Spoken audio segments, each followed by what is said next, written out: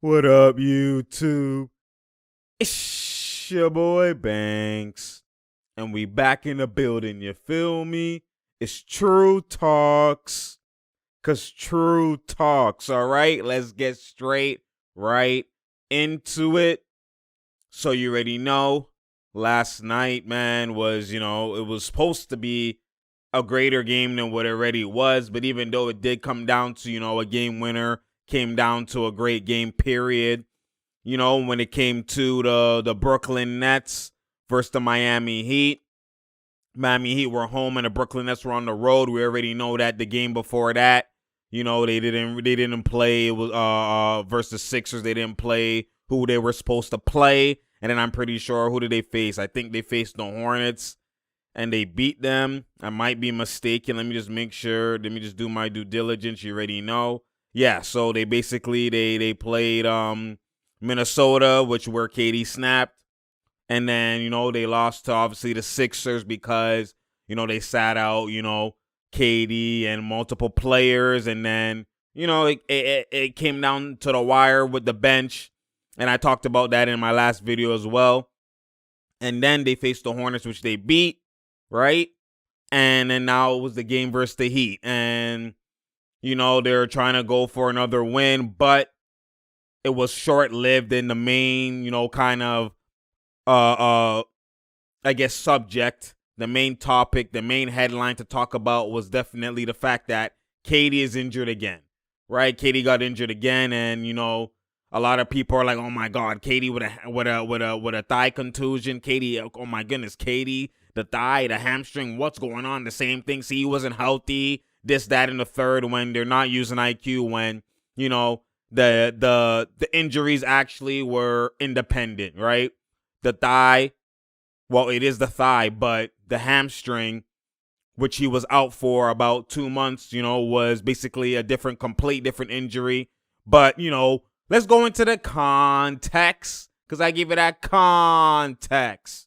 Let's go straight right into it, boy. So like I was just explaining, the thigh injury where it was just the hamstring, that was mainly before, that was before the All-Star break where he was out for about 2 months. He was out for a long period of time. And that was the hamstring injury where people were saying that, oh my God, it probably is torn. It's this and that. Why do you need that long? And they were kind of scared and, oh, he might not be looking the same. And obviously that was debunked. Once he came back, perfect comeback. You know what I mean? You see him 31 points. You see him move, better and better as the game progresses. You see him dunk. You know what I'm saying? Like, with the highlight where the man even stopped jumping. Like, oh my God, KD got up. So, like, you've seen time and time again, when KD plays, all that injury kind of, scare or fear looming in the back of our minds always gets erased. It always gets erased. He comes back from the Achilles injury like he never left, right? Now, obviously, there's a setback. Comes back from the hamstring injury like he never left, right? So at some point, this narrative of, oh my God, he needs to retire. Oh my God, he's never going to be the same. He's so injury prone now. And this, that, and a third needs to be debunked and needs to be erased. Yes, you could look at it and say he hasn't played a consistent full year since he came back from his Achilles, and, don't do justice with it and just say that, oh, because of, it's the same kind of context with numbers. You could say, oh, this guy's averaging this amount of numbers, or this guy has this numbers, and the stats say this, but the context says something else, right? The stats may be misleading. And you could obviously look at, oh my God, he missed this amount of games after he came back from his Achilles injury. This is atrocious.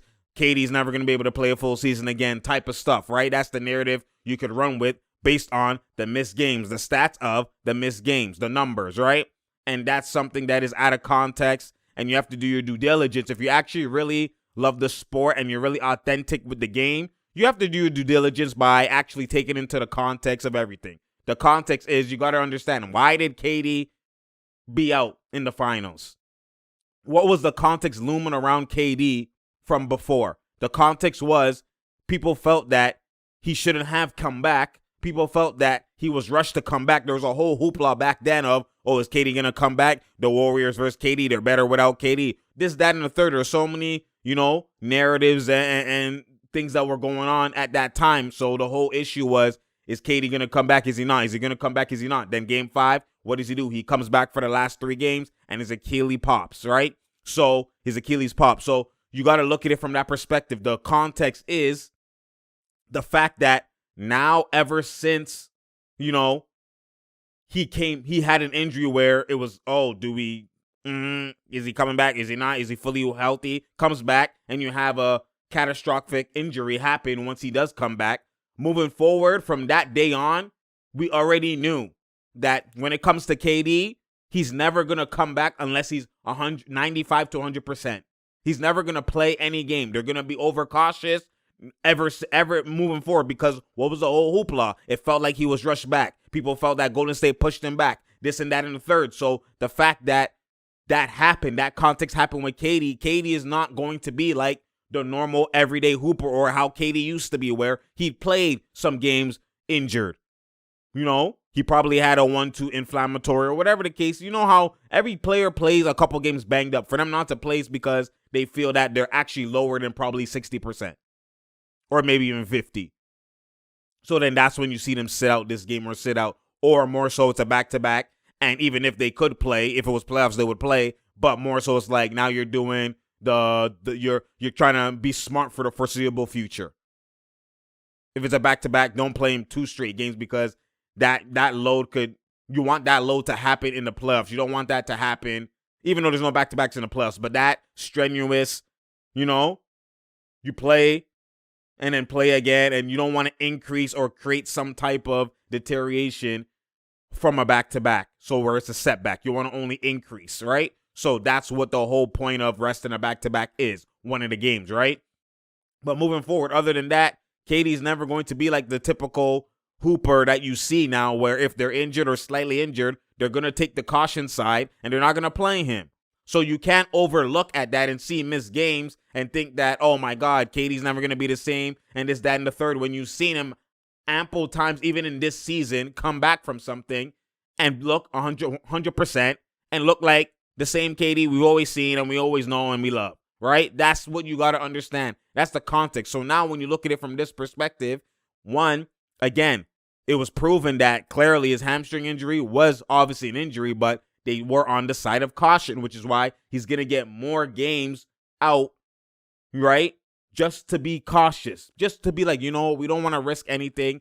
That's what the context is for KD now, always moving forward. So now anytime you see him play, it's because he's 100%. He's not coming back 80%. And they're not going to do that because last time he came back, not 100%, we've seen what happened in the finals. So they're not trying to do that. They're trying to avoid that. And not only that, this is the Brooklyn Nets team who also helped surgically repair his Achilles.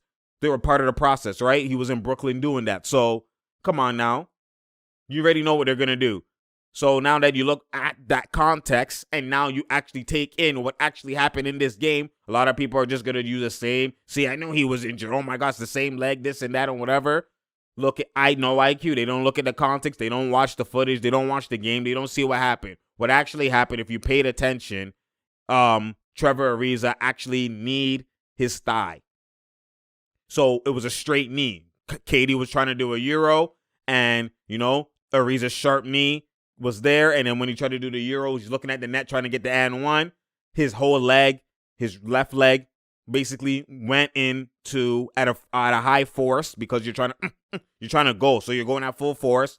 Went straight right into his knee, and that's where the bruising probably happened and the contusion happened. So when you look at it from that perspective, even after that, KD still played a couple minutes. He got a block, he still was trying, and then obviously the more he was putting pressure on, it's like, God, it's affecting him, right? He even got a bucket, a step back with the contusion at hand, right? So come on now, clearly if this was playoffs, the man will find a way to play, right? But again, you got to understand the context of the new KD based off of what transpired. Like I said, it's now where they're going to take the more side of caution, if anything. And again, this video and me doing this is coming out I made this and created this before any news comes out right today. If you hear any news of he's out this amount of time and this and that and the third, and they do a scan and they do, further imaging or further, testing, then they come up with whatever,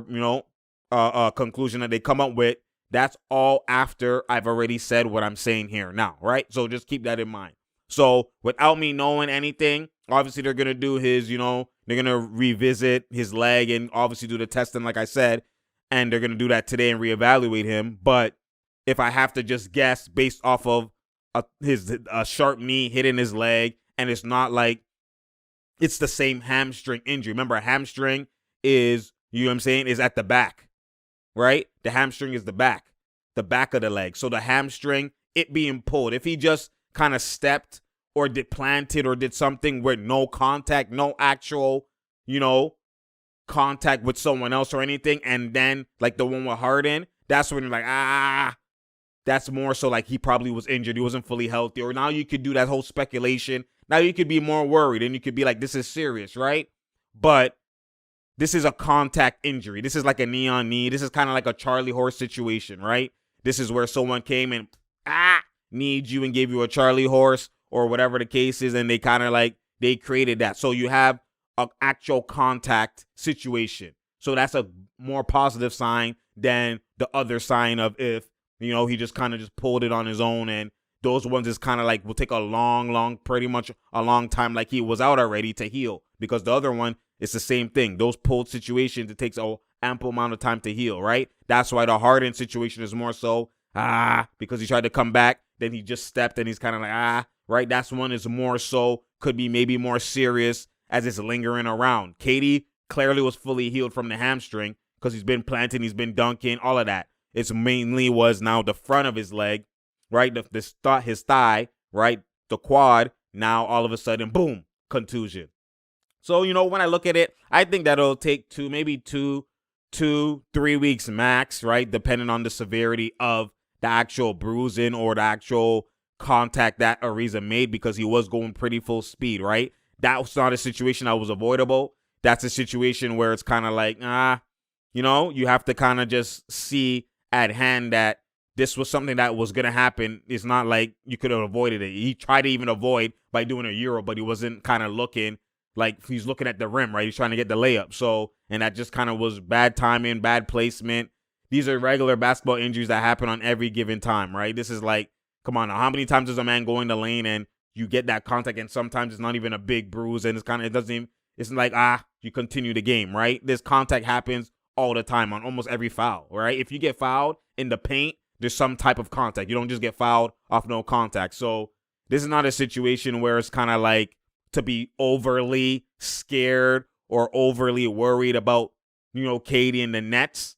Now, only way to now, I guess, what people are going to probably be bringing up, you already know, is the fact that they haven't been healthy together, especially the trio. They haven't been on the court together for a long period of time. It's only been 7 games. Now you got it where it's only 15 games left. If KD does miss, 2 weeks, right? He's only going to be playing because there's only like basically a month left in the season. He's only going to be playing the last 2 weeks. What is that? Maybe 5 to 8 games-ish, 5 to 10, right? I'll probably say 5 to 8 games around. So that kind of affects the continuity, the chemistry, and just, the balance and how they move with their sets, moving together as a trio in terms of now entering the playoffs, right? That's not something you want at hand, and that's where the history shows you most teams that have limited amount of time played together don't really win. They rarely do win, and like in terms of the championship and the ring, right? So I guess from that perspective, right, without context, just that is technically context, but it's not context for this situation, but it's context for history, right? It's history context. That context within history, obviously, it's more so like, okay, I get why people are, if you're a Nets fan, you're feared, or if you're just maybe a Braun fan or just an NBA fan and you're just kind of analyzing, are the Nets going to be a problem? You kind of are more skeptical and on the side of, it's not going to work. Nope, it's not going to happen due to that factor, right? That's a huge factor and a huge reason for a lot of people. You hear the Nick Wrights. You hear a lot of these guys say that all the time, right? But again, that's erasing context, and that's what I'm here to do, right? The context for this team is most people, there's specific context or specific skill sets, specific things that 1, 2, 3, up out of the trio or the big three super team players, right? The three main players. There's specific skills that these guys have that they are going to clash, that they need continuity in order to even it out, straighten it out, get a full, okay, this is what we're going to do. This, okay, down the clutch, this is what we're going to do. You're going to be over here. You're going to be placed over here. You're only going to backdoor in certain situations because, you're limited. It's harder for you to play off ball. Like, there's so many different deficiencies within a big three that when they come together, you could see where certain aspects of that trio clash, right? That's like what you saw with the Heat. That's why the first year it didn't really work, because if Dwayne Wade is ball handling a lot, LeBron has to play off the ball. He's not great off the ball, right? Chris Bosh was used to playing in the post and whatever. He has to now spot up. Now there's a deficiency balance and a play style clash within the trio because Wade isn't just the greatest off-ball shooter. Bron isn't the greatest off-ball shooter. There is some type of deficiencies, right? That's why you didn't see too many hindrance with the KD, Clay, and Steph aspect of the trio, because they could all of them could do the same things. They're so potent. They could all play off ball. KD could get the ball. Like, they don't clash. So when you have players at like this type of level in terms of MVP caliber or all-star, superstar caliber that don't clash, their play styles don't clash, you don't need that much continuity, because the continuity is based off of the IQ and based off of the factor and the elite skill set you present, right? Continuity more so is more predicated and more, you need it more so when other skill sets kind of, they clash. There's certain, like, oh my goodness, this guy can't be here. Is he as effective over there? Like, there's certain individual components that actually don't go together or don't mesh as seamlessly as other people with different skill sets. And that's where the continuity, you need more reps to know tendencies, knowing, okay, this and that and the third. You always need tendencies, and reps knowing tendencies, all that type of stuff. You do always need that with any team, regardless of the skill set or not. Yes. But what I'm saying is, it's more so an important high factor, real factor. Like, you can't win without this. Like, it's a real stress factor when there's other, like I said, deficiencies. This team, this trio has no deficiency, which is why you've seen them in the first 7 games already go 5-2. You've seen them, obviously, out of context. You already know playoffs now, when it's not going right. How the Eagles are now going to come at play, and how does it go in this matter when in this time if my shot isn't going in or my shot's hitting and you have the ball and you're bricking and it's the clutch time, give me the rock. Are we going to fight, etc. Right? So it's like, I understand that part of it, but that part of it will never you can't really practice that part of it, because this is what people don't understand. When you're this potent of a skill, when you have this potent of a skill set, and not just the skill set, these three are this potent in terms of their individual ability and career. We've never seen we've never seen an elite trio like this. This is the best trio of all time.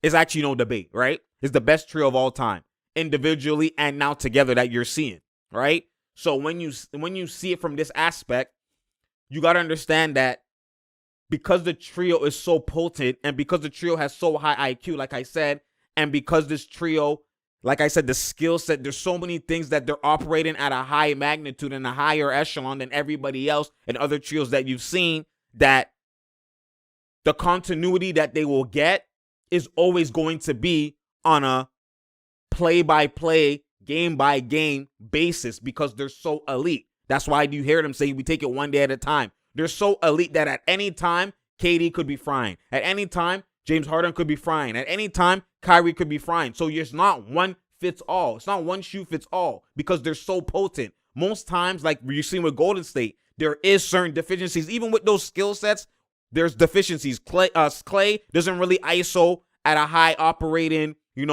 octave. He doesn't octane. Sorry. He doesn't operate at that level where he just ISOs all day, every day, and can score 20 off just ISOs. He doesn't do that. He can ISO based off situation. Yes.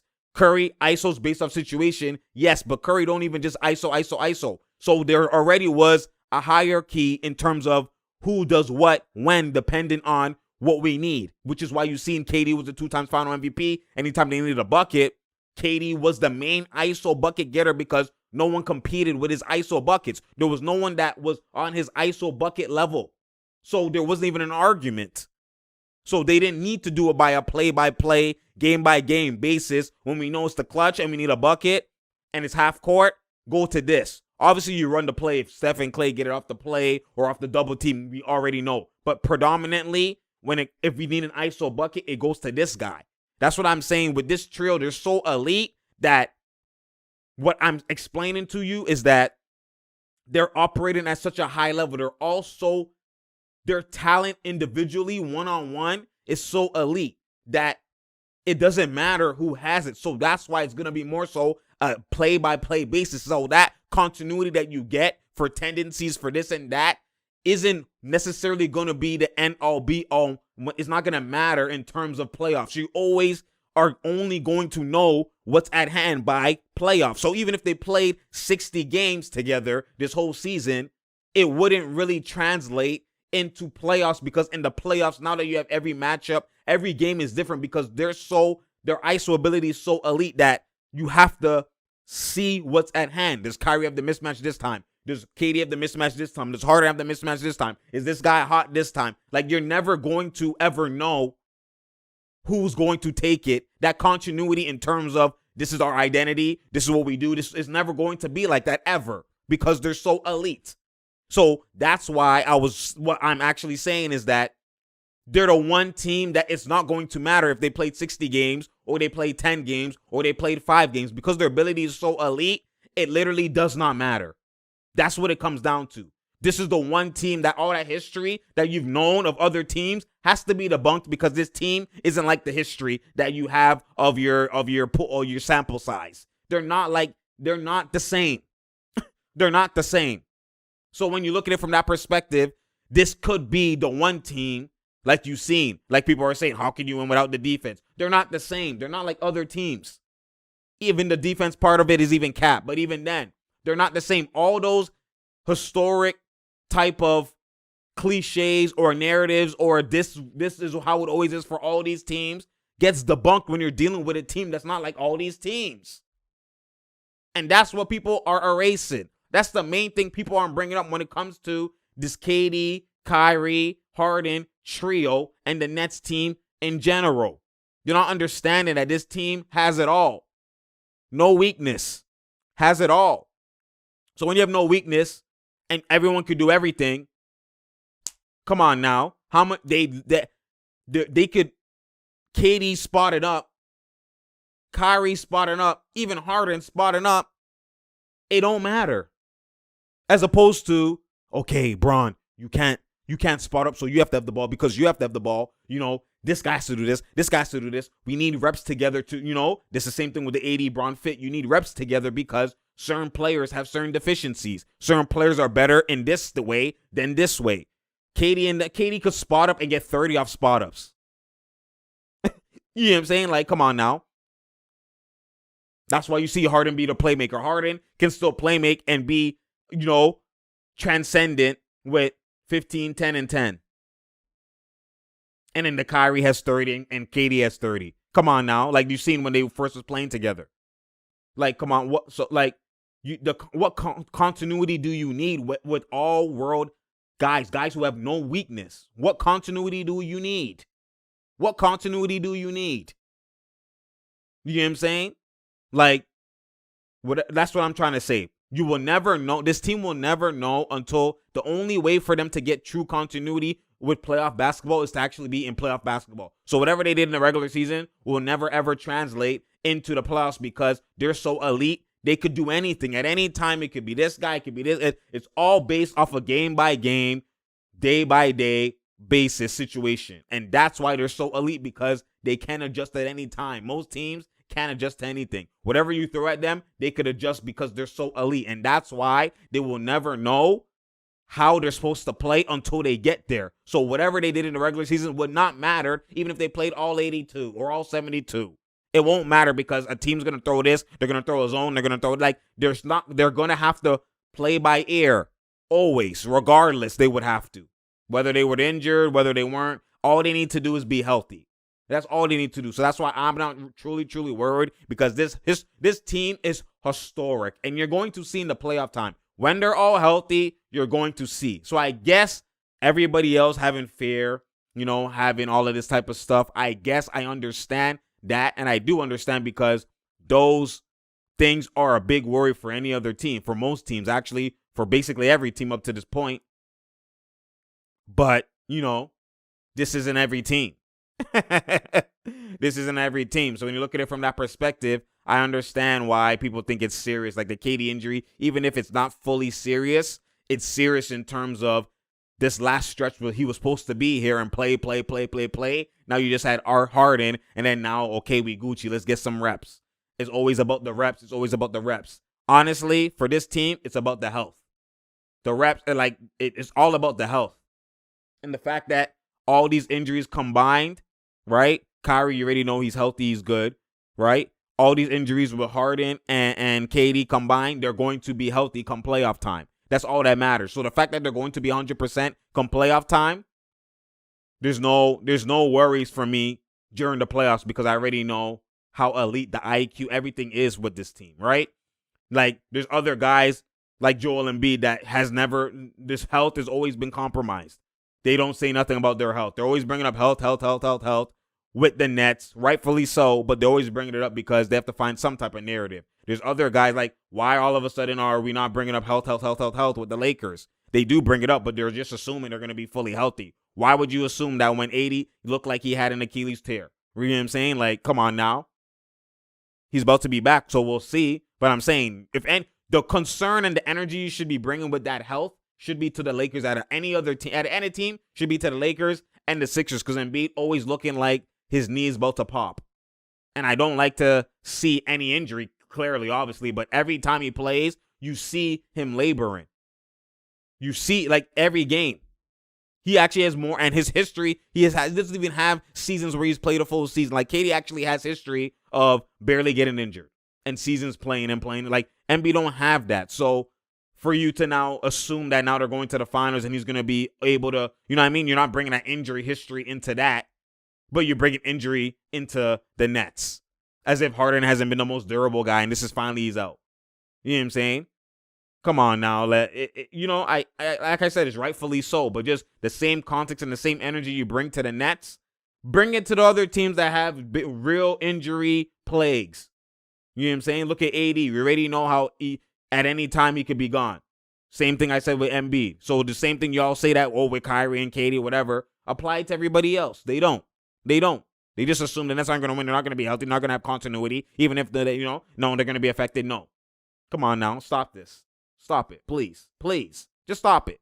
You already know. Anyways, it's True Talks. Because True Talks. Share, like, and subscribe. I know that obviously they lost the last game. It came down to a BAM elite game winner with the step back in the midi. That's why this NBA different, man. How is a center facing up with the time running down 5-4, right, at the 3-point line, and then getting a step back midi drive take like he's literally a wing player? Like, that's how the NBA has changed. Like, centers would have never caught it out there, ever, for a game winner. No, you get it to one. The furthest they get it is the high elbow. That's the furthest they would get, and then they go to work from there and try to do the 1-2 bucket, sky hook, you know what I'm saying, post fade, whatever. But, like, come on, like, this man faced up like he was actually was looking like he was Kobe or MJ. Faced up at the 3-point line, 5, 4, 3, step back, and like, this NBA different, man. That's a center. That's your center. 6'9", 6'10". That's your center doing that. Come on now. Like, that's different, man. That's absolutely different. But they lost that game, obviously. Kyrie struggled, but you already know, man. They face the Pelicans on Tuesday, so we'll see how that goes. But again, we'll hear more news today, most likely, about what's going on with KD, the timetable and all of that type of stuff, and we'll find out. But this is all before that, and, we'll see if I have IQ or not. But I anticipate 2-3 weeks max. I think pretty much 1 to 2 weeks, I think. You know what I'm saying? I think he should be good because it's just a thigh bruise. After like 3-4 days, the swelling will go down, and and the bruising will go away, and then, or it won't be too much, and then he'll start feeling properly, and it's just because it was a bruise, just a sudden bang, right? And that's where he just needs rest on that, and ice and elevate and all that type of stuff, massage, do whatever they got to do. You already know, and then scar tissue in and whatever. But I think I think 2 weeks with NBA medicine. A regular man's will take probably a month and a bit for that to heal. But, NBA mans, I already know that's going to be with the medicine and doctors or whatever. That's like 2 weeks. I'll be surprised if it's anything more than 3. You know what I'm saying? So we'll see how it goes, and we'll see. We'll see if, I was right or not. But that's kind of what I think in my assessment. But again, regardless, I don't think it's a serious situation at all. At all. The fact that it was actually a knee that hit him, I'm glad, because if it was a non-contact injury, that's something to be scared about and feared about and worried about, right? So,